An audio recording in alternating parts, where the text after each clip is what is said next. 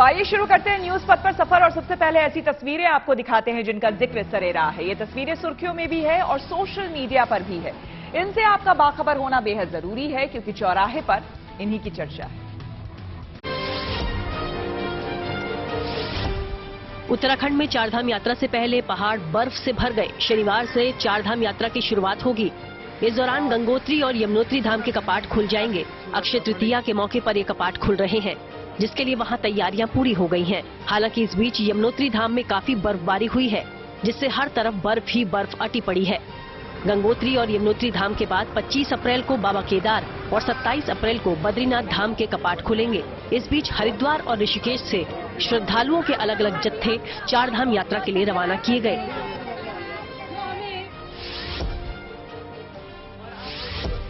हिमाचल प्रदेश के हमीरपुर में एक सरकारी स्कूल के छात्र ने सोलर लंच बॉक्स तैयार किया।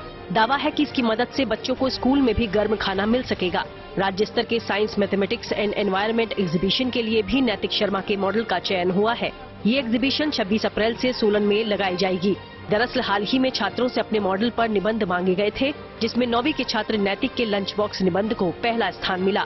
अब नैतिक राज्य स्तरीय परीक्षा में भाग लेगा। बताया गया कि सोलर लंच बॉक्स को बनाने में 1 हफ्ते का समय लगा और इससे बच्चों को हर समय गर्म खाना मिलेगा।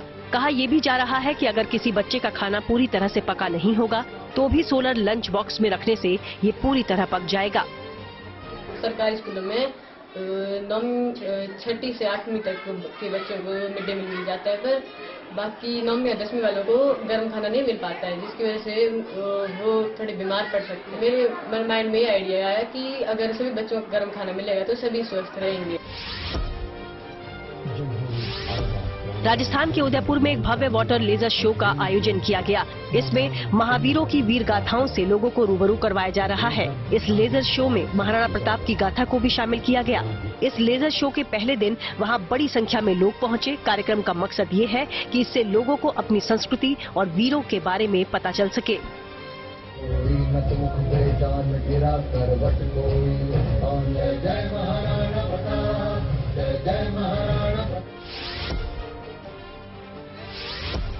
यूपी के बुलंदशहर में एक दिव्यांग अपने भाई की पीठ पर बैठकर नामांकन दाखिल करने पहुंचा ताकि वो पंचायत चुनाव लड़ पाए। दुर्गेश नाम के इस युवा ने नगर पंचायत के सभासद के लिए अपना पर्चा भरा।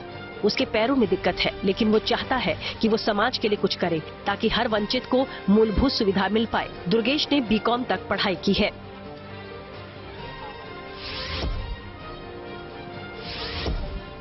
मध्य प्रदेश के ग्वालियर में गांधी प्राणी उद्यान में 3 नन्हे मेहमान आ गए। दरअसल वहां मीरा नाम की बाघिन ने 3 नन्हे शावकों को जन्म दिया।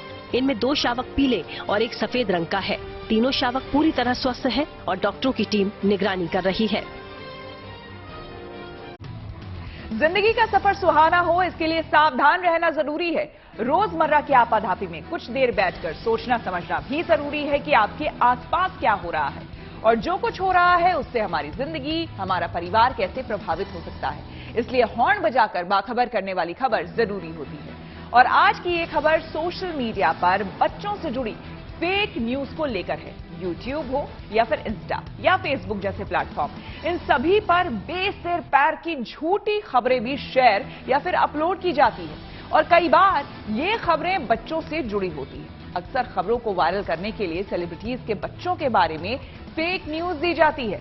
कुछ दिन पहले अमिताभ बच्चन की पोती और अभिषेक ऐश्वर्या की बेटी आराध्या के साथ यही हुआ। यकीनन ये बच्चों के लिहाज से ठीक नहीं है और इसलिए दिल्ली हाईकोर्ट ने इस पर सख्त रुख दिखाया है। हम भी सोशल मीडिया पर ऐसे फेक न्यूज से सावधान रहे, इसके लिए हॉर्न बजाना जरूरी है।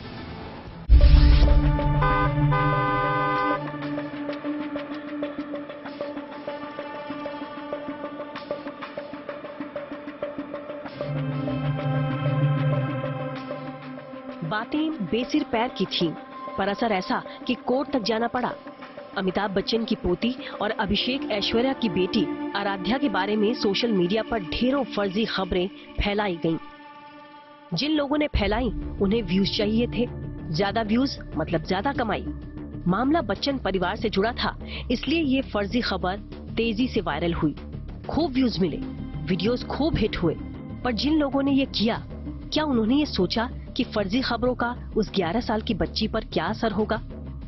पर क्या वीडियो हिट कराने के लिए किसी सेलिब्रिटी के बच्चे से जुड़ी फेक न्यूज सोशल मीडिया पर डालना सही है? और सिर्फ सेलिब्रिटीज के बच्चे ही क्यों, सोशल मीडिया पर किसी भी बच्चे के बारे में बेसिर पैर की बातें शेयर किए जाने को क्या किसी सूरत में सही ठहराया जा सकता है? यहाँ मसला सिर्फ आराध्या का नहीं है, वो बच्चा हमारे घर का भी हो सकता है। तो क्या हम इसकी इजाजत देंगे? आराध्या के मुद्दे पर हाईकोर्ट ने सख्त रुख दिखाया है। हाईकोर्ट ने सभी बच्चों के लिए चिंता जाहिर की, इसलिए जरूरी है कि इसे लेकर आगाह करने वाला हॉर्न बजाया जाए। पहले आपको बताते हैं कि ये पूरा मामला आखिर क्या है। कुछ दिन पहले कुछ YouTube चैनल्स ने आराध्या बच्चन की सेहत को लेकर फेक न्यूज चलाई थी, जिसमें आराध्या को गंभीर रूप से बीमार बताया गया। इसके बाद आराध्या ने दिल्ली हाईकोर्ट में याचिका दाखिल की। मामले की सुनवाई करते हुए हाईकोर्ट ने सख्त रुख दिखाया, सोशल मीडिया प्लेटफॉर्म को फटकार लगाई और आराध्या से जुड़े ऐसे सभी वीडियोस को तुरंत हटाने का आदेश दिया। हाईकोर्ट ने अपने आदेश में साफ कहा कि हर बच्चे को सम्मान का अधिकार है, चाहे वो सेलिब्रिटी का बच्चा हो या आम आदमी का। विशेष रूप से बच्चे के शारीरिक और मानसिक स्वास्थ्य के बारे में भ्रामक जानकारी फैलाना कानून के लिए असहनीय है। अदालत ने कहा कि आराध्या के मामले में जाहिर तौर पर मॉर्फ तस्वीरों का भी इस्तेमाल किया गया, जो उसकी निजता के अधिकार का उल्लंघन करते हैं और साथ ही आईटी नियमों का भी उल्लंघन है। इसके साथ ही कोर्ट ने इस तरह के वीडियो के प्रसारण पर रोक लगाने का आदेश दिया। साथ ही YouTube समेत गूगल से जवाब मांगते हुए नोटिस जारी किया। लेकिन बड़ा मुद्दा ये है कि बच्चों से जुड़े फेक न्यूज वाले वीडियो YouTube पर अपलोड कैसे होते हैं। अदालत ने YouTube से दो टूक कहा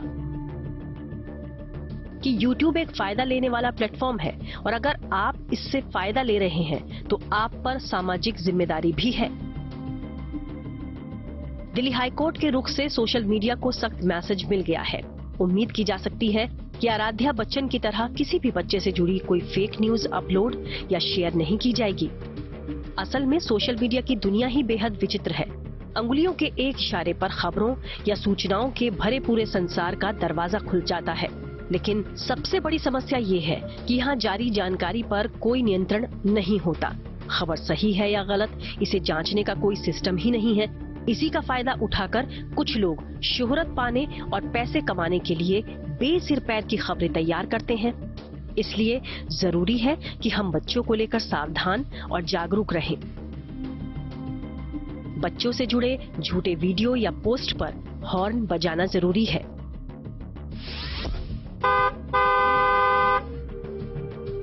bureau report, good news today.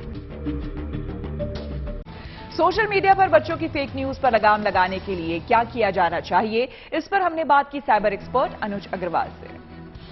Amitabh Bachchan superstar हैं और उनके परिवार की बच्ची आराध्या के विरुद्ध भ्रामक झूठे समाचार विभिन्न YouTube चैनल के माध्यम से फैलाए जा रहे थे।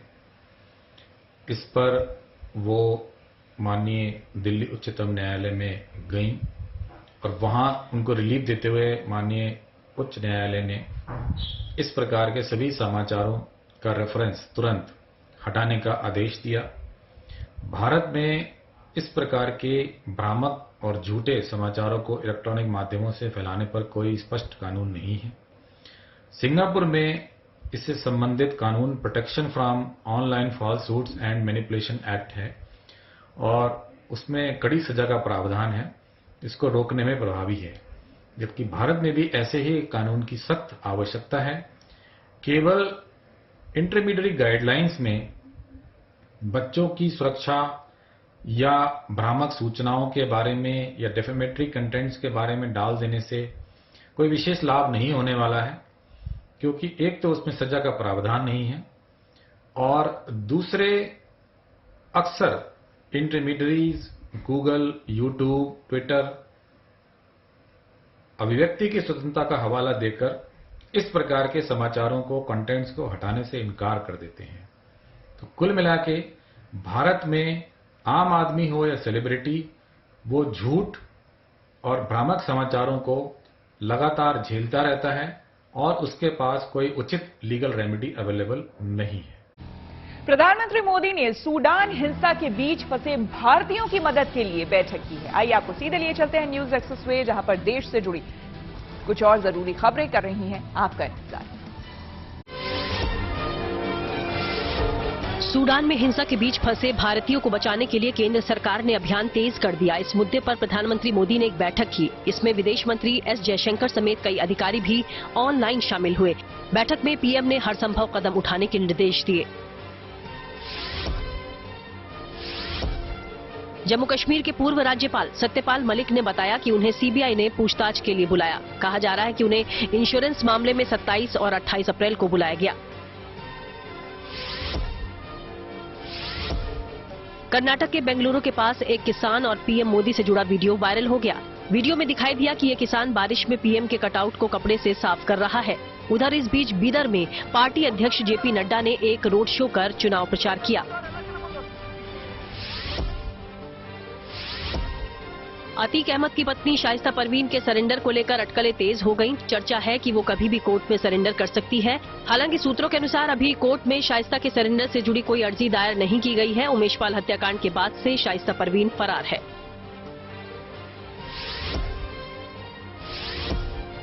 16वें सिविल सेवा दिवस पर दिल्ली के विज्ञान भवन में एक कार्यक्रम आयोजित किया गया। इसमें प्रधानमंत्री मोदी ने भी हिस्सा लिया। इस दौरान उन्होंने आईएएस अधिकारियों को नेशन फर्स्ट, सिटीजन फर्स्ट और वंचितों को वरीयता का मंत्र दिया। पीएम ने कहा कि ब्यूरोक्रेट्स पर देश के भविष्य की बड़ी जिम्मेदारी है।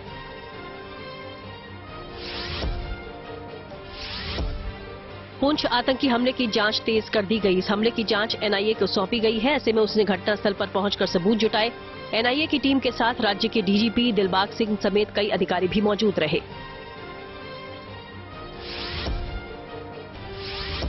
भारत में ईद का चांद नजर आया। इसके बाद अब शनिवार को ईद उल फितर का त्योहार मनाने का ऐलान किया गया। ईद से एक दिन पहले देश भर के बाजारों में रौनक नजर आई। दिल्ली में भी बाजार सजे दिखाई दिए। चलिए खबरों के एक्सप्रेसवे से आगे रुक करते हैं सियासी ढाबे का, जहां आज की सबसे दिलचस्प खबर मौजूद है। कर्नाटक के चुनावी घमासान में बीजेपी जहां एक और जीत की रणनीति बनाने में जुटी है, वहीं पार्टी से नाराज चल रहे नेताओं को मनाने की भी चुनौती है। इस दौरान कई बड़े नेता पार्टी छोड़ गए और जाहिर है कि इसके बाद बीजेपी की चिंता बढ़ी हुई है। अब डैमेज कंट्रोल के लिए पार्टी हर संभव कोशिश कर रही है। प्रधानमंत्री मोदी ने अचानक पूर्व मंत्री ईश्वरप्पा को फोन कर दिया, जिसकी चर्चा आज दिन भर सियासी गलियारों में रही।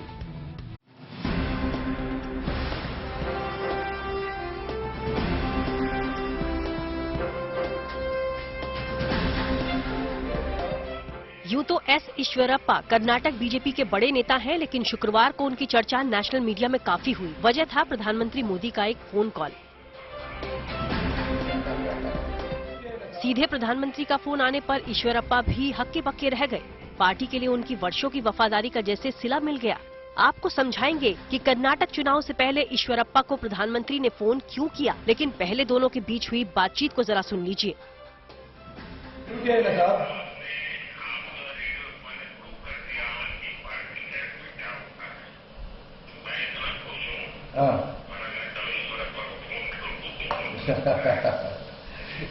बहुत अच्छा हो गया सर। डेफिनेटली हम जीतेंगे sir. No problem sir. Definitely हम जीतेंगे सर। आपका आशीर्वाद चाहिए sir. Sir sure sure sure. धन्यवाद धन्यवाद सर। मेरा जैसे सामान्य कार्यकर्ता को आप जो ऐसा बातचीत करना हम सबको बहुत खुशी है। प्रधानमंत्री ने पार्टी के प्रति ईश्वरप्पा की वफादारी की तारीफ की, तो ईश्वरप्पा ने उनके सामने दावा किया कि कर्नाटक में डेफिनेटली बीजेपी की जीत होगी।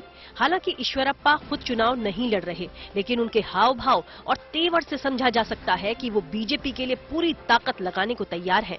अब इस कहानी का दूसरा पहलू देखिए। प्रधानमंत्री मोदी और ईश्वरप्पा की बातचीत का ये वीडियो देखते ही देखते वायरल भी हो गया। जाहिर है ये वीडियो कर्नाटक में भी बीजेपी के हर छोटे बड़े नेता और कार्यकर्ता तक पहुंच गया होगा और इसका सियासी मैसेज नीचे से ऊपर तक सभी को मिल चुका होगा। बहुत अच्छा हो गया सर। डेफिनेटली हम जीतेंगे sir. No problem sir. Definitely हम जीतेंगे सर। अब इस फोन कॉल के पीछे की कहानी समझिए।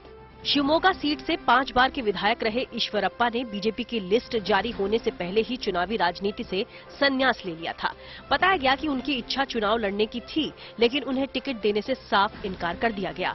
इतना ही नहीं, शिवमोगा सीट से उनके बेटे को उम्मीदवार बनाने का अनुरोध भी नहीं माना गया।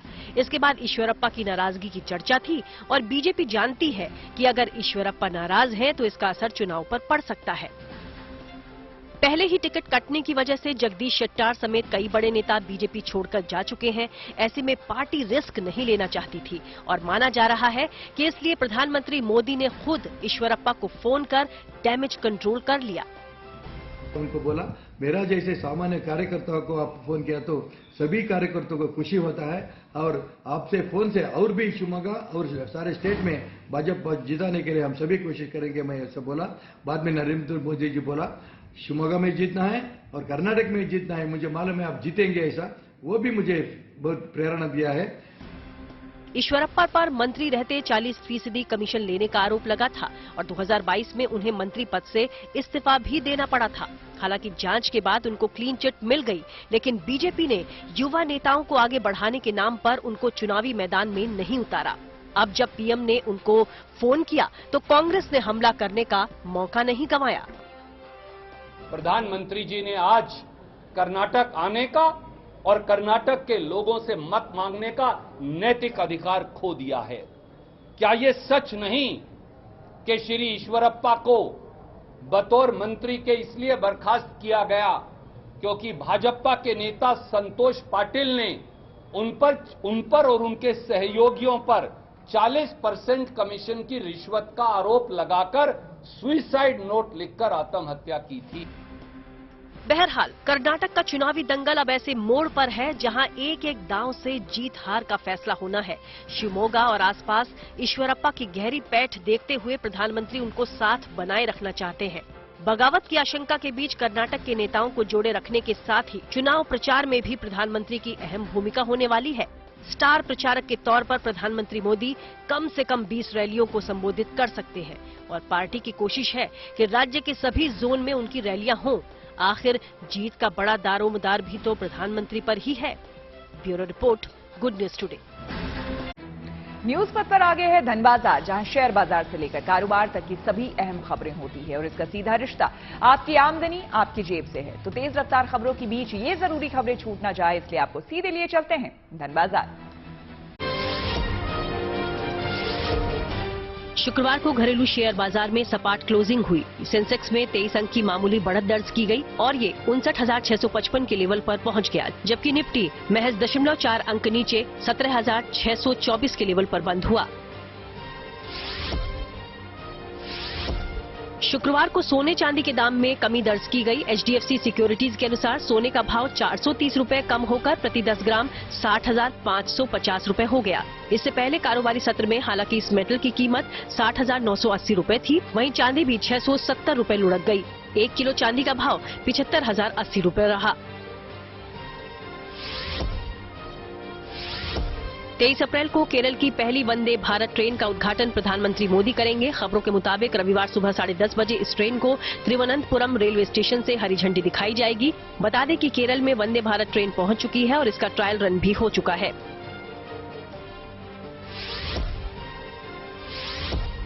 रिलायंस जियो ने चौथी तिमाही के नतीजों का ऐलान कर दिया। इस साल मार्च तिमाही में कंपनी का नेट प्रॉफिट साल दर साल आधार पर 13% बढ़ा, जो 4,716 करोड़ रुपए रहा। वहीं साल 2022 की तिमाही में कंपनी का नेट प्रॉफिट 4,173 करोड़ रुपए था। आइए अब रुक करते हैं प्रगति मार्ग का, जहां ऐसी खबरें हैं जो कि देश की तरक्की, प्रगति और लोगों की काबिलियत दिखाती है। आज एक ऐसे पार्क की तस्वीर आपको दिखाएंगे जो न केवल अनूठा है बल्कि कहीं ना कहीं लोगों को ये सिखा रहा है कि कैसे हम आसपास की वेस्ट चीजों को अपनी कल्पना की उड़ान देकर उसे मनचाही आकृति दे सकते हैं। तो चलिए बगैर देर किए हुए आज आपको लिए चलते हैं चंडीगढ़ के एक ऐसे पार्क में जहां मेटल से बनाई गई एक से बढ़कर एक कलाकृतियां आपको हैरान कर देंगे।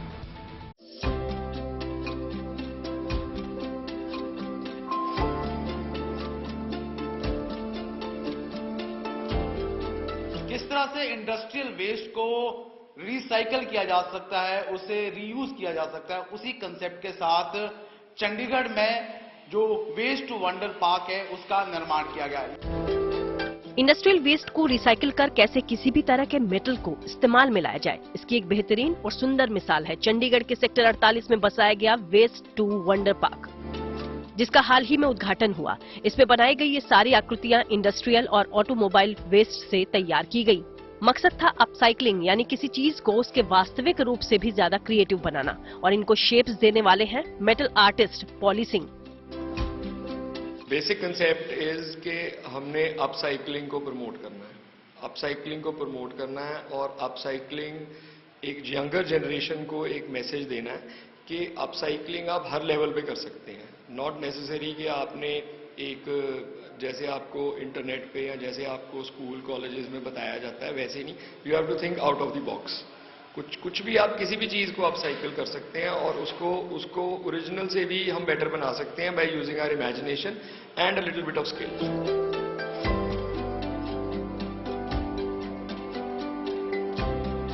इस तरह से ये पॉली बॉट्स बनाए गए हैं, आप देख सकते हैं कि तमाम जो इंडस्ट्रियल वेस्ट है या फिर ऑटोमोबाइल्स के वेस्ट है, तमाम वेस्ट को यहाँ पर कितने ही सुंदर तरीके से एक नई शेप, यानी आप कल्पना को देख सकते हैं, उस कल्पना को किस तरीके से उखेरा गया है, जो अपने आप में बहुत ही शानदार है।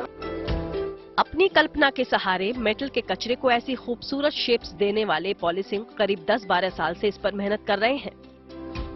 ये मैं लास्ट 10 to 12 ईयर्स से बना रहा हूँ। आई स्टार्टेड वेरी स्मॉल, जैसे मैं अपने लिए I started making them as basically my toys.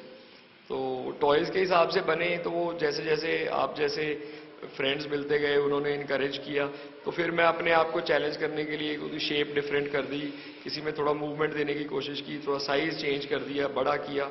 So this is how it started.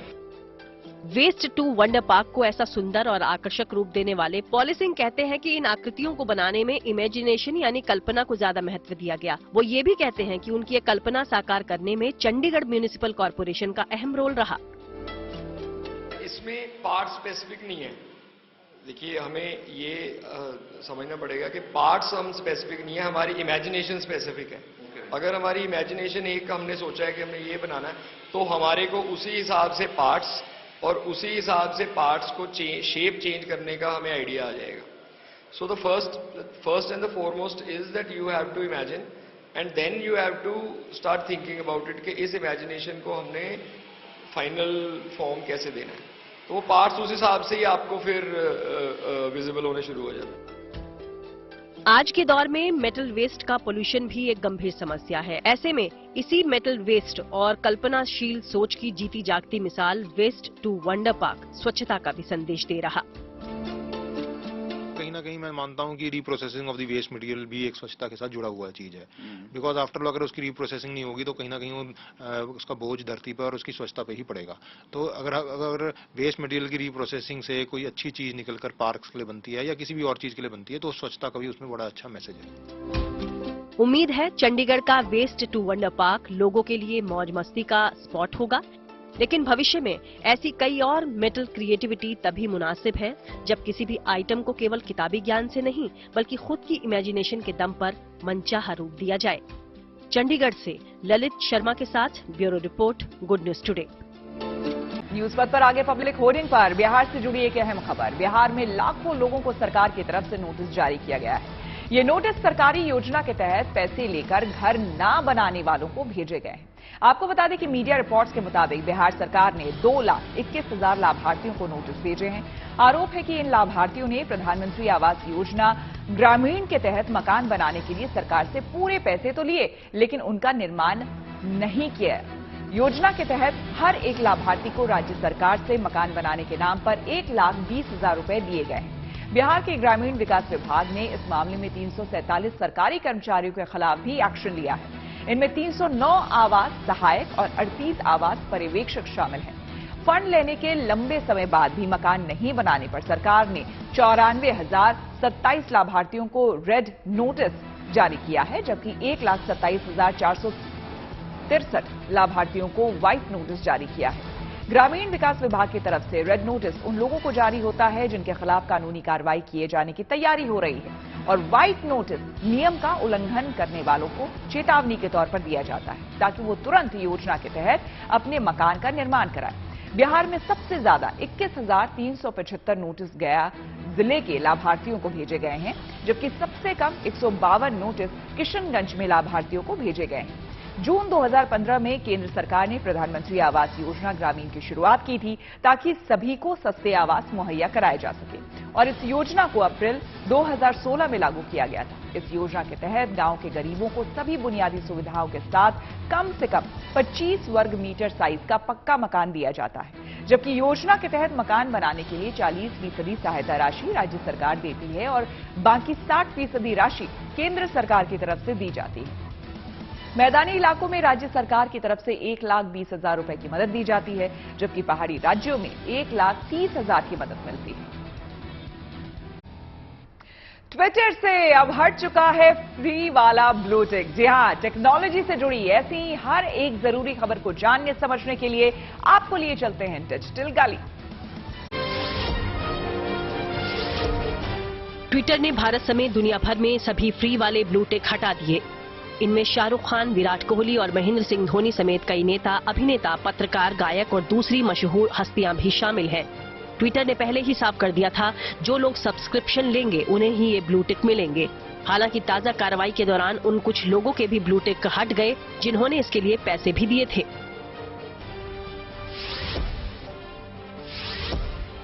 अमेरिकी कंपनी नेटफ्लिक्स ने अपने डीवीडी रेंटल बिजनेस को बंद करने का ऐलान कर दिया। कंपनी के अनुसार ऑनलाइन वीडियो स्ट्रीमिंग की वजह से डीवीडी का बिजनेस घट रहा है। नेटफ्लिक्स ने 25 बरस पहले यानी साल 1997 में ये कारोबार शुरू किया था। तब कंपनी डीवीडी को किराए देते हुए इस बिजनेस में कूदी थी। उस वक्त इसे काफी लोकप्रियता मिली, पर अब इस साल 29 सितंबर को इसका आखिरी दिन होगा।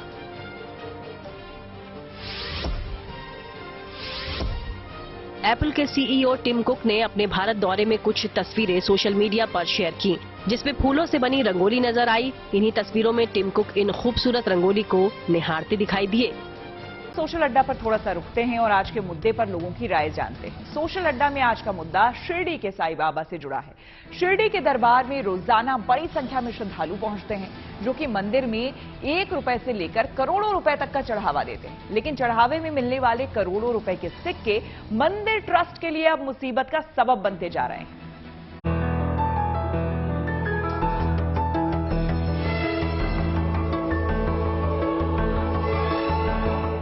दुनिया के सबसे अमीर मंदिरों में शुमार शिरडी के साईं बाबा मंदिर में रोजाना लाखों रुपए का चढ़ावा आता है। मंदिर में रखी हुंडियों में भक्त नोट के साथ भारी संख्या में सिक्के भी चढ़ाते हैं, लेकिन अब यही सिक्के मंदिर प्रशासन के लिए सिर दर्द बनते जा रहे हैं। यहाँ पे शिरडी के साईं मंदिर में जो भक्त आते हैं वो 1 रुपए से लेकर 100 करोड़ तक दान करने वाले भक्त यहाँ पे आते हैं। हमारे यहाँ पे हफ्ते में 2 बार काउंटिंग होती है और हर एक काउंटिंग में हमको 3.5 से 4 लाख तक के कॉइन्स यहाँ पे भक्त डालते हैं, जमा करते हैं। ये कॉइन्स रखने के लिए या ये रकम रखने के लिए शिरडी संस्थान ने 13 अलग अलग नेशनलाइज जो बैंक है वहाँ पे 36 अकाउंट्स हमने ओपन किया हुआ है। लेकिन काफी दिनों से सिलसिला चल रहा है, इसकी वजह से बैंकों के पास ये कॉइन्स रखने के लिए जगह नहीं है। तो इसकी वजह से बैंक हमको काउंटिंग में ज्यादा कोऑपरेट अभी नहीं कर पा रहे। इसलिए शिरडी की जो संस्थान की जो हमारी कमेटी है, कमेटी ने ऐसा डिसीजन लिया है कि हम लोग डिस्ट्रिक्ट या इस अहमदनगर डिस्ट्रिक्ट में या अदर डिस्ट्रिक्ट में जो नेशनलाइज बैंक है वहाँ पे हम लोग उनको हमने पत्र लिखा है कि वो आए और हमारा अकाउंट वहाँ पे उनके ब्रांच में ओपन करें। जाहिर है बड़ी संख्या में मिलने वाले इन सिक्कों को रखने के लिए न तो मंदिर के पास जगह है और अब बैंक भी हाथ खड़े कर रहे हैं। जानकारी के अनुसार मंदिर में अभी करीब 4 करोड़ रुपए के सिक्के रखे हुए हैं, जिन्हें बैंक जमा करने से इनकार कर रहे हैं, क्योंकि ट्रस्ट के नाम पर अलग अलग बैंक शाखाओं में पहले से ही 11 करोड़ कीमत के सिक्के रखे हुए हैं। जिन इमारतों में ये बैंक हैं, वहाँ के दुकानदार भी डरे हुए हैं, क्योंकि उन्हें लगता है कि इन सिक्कों के हजारों किलो बोझ से कहीं बिल्डिंग का हिस्सा न गिर जाए।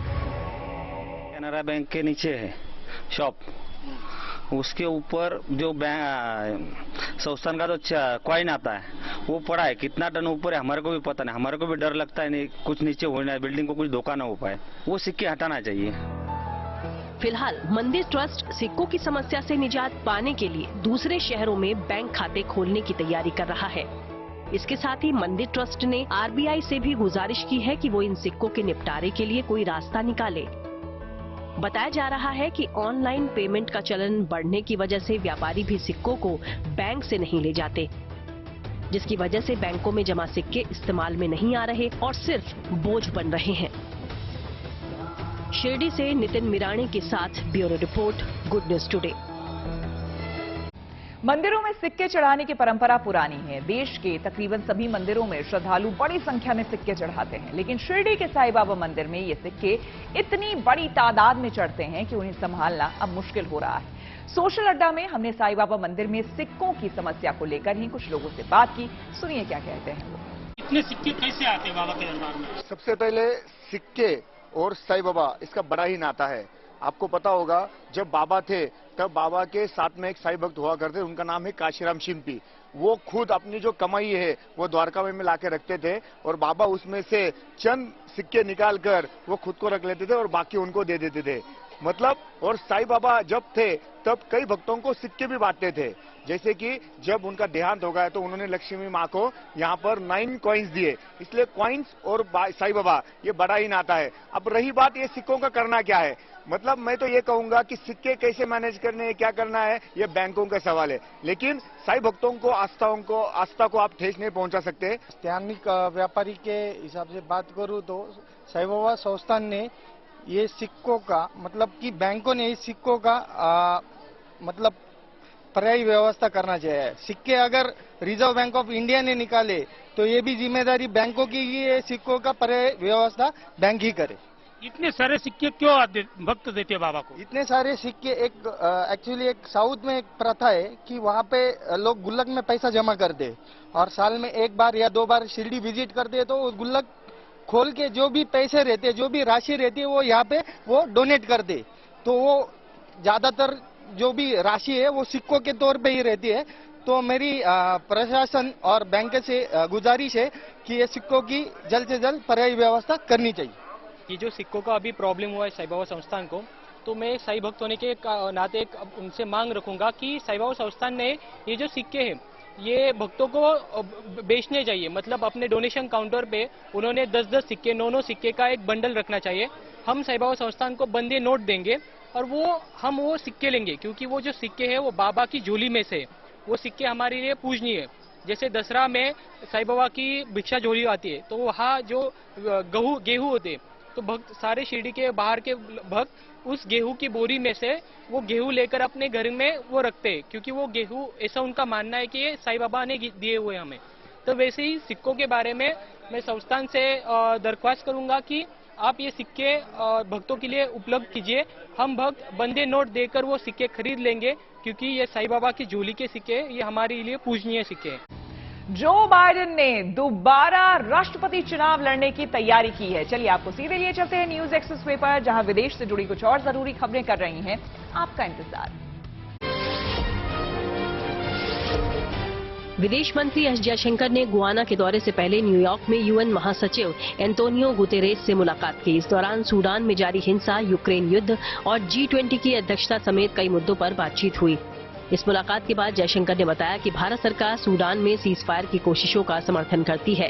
साथ ही उनके मुताबिक वहां से भारतीयों के लिए सेफ कॉरिडोर बनाने पर यूएन और दूसरे पक्षों से बातचीत जारी है। अमेरिकी राष्ट्रपति जो बाइडेन अगले साल होने वाले राष्ट्रपति चुनाव में फिर उम्मीदवार हो सकते हैं। उन्होंने बताया कि वो इस चुनाव में उतरने पर विचार कर रहे हैं। खबर है कि वो 25 अप्रैल को चुनाव लड़ने की आधिकारिक घोषणा कर सकते हैं। बाइडेन की उम्र अभी 80 साल है और अक्सर इस बारे में सवाल उठते रहे हैं। IMF से लोन की आस लगाए बैठे पाकिस्तान ने एक बार फिर से बात नहीं मानी और उसने पेट्रोल सब्सिडी बंद नहीं करने का ऐलान किया। वहां के पेट्रोल मंत्री मुसादिक मलिक के अनुसार इस मामले में IMF से बात चल रही है। साथ ही उन्होंने IMF से नियमों में थोड़ी ढील देने की अपील की ताकि पाकिस्तान को लोन मिल सके।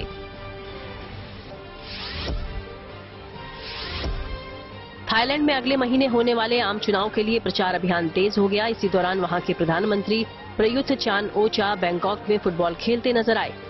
पूर्व जनरल ओचा ने 2014 में सैन्य तख्तापलट के जरिए सत्ता पर कब्जा कर लिया था।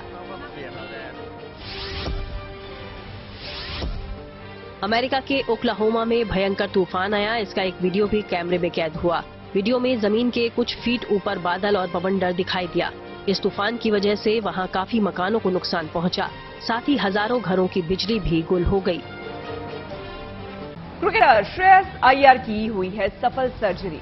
खेल जगत की कुछ और खबरों को जानने के लिए आपको सीधे लिए चलते हैं खेल चक्कर।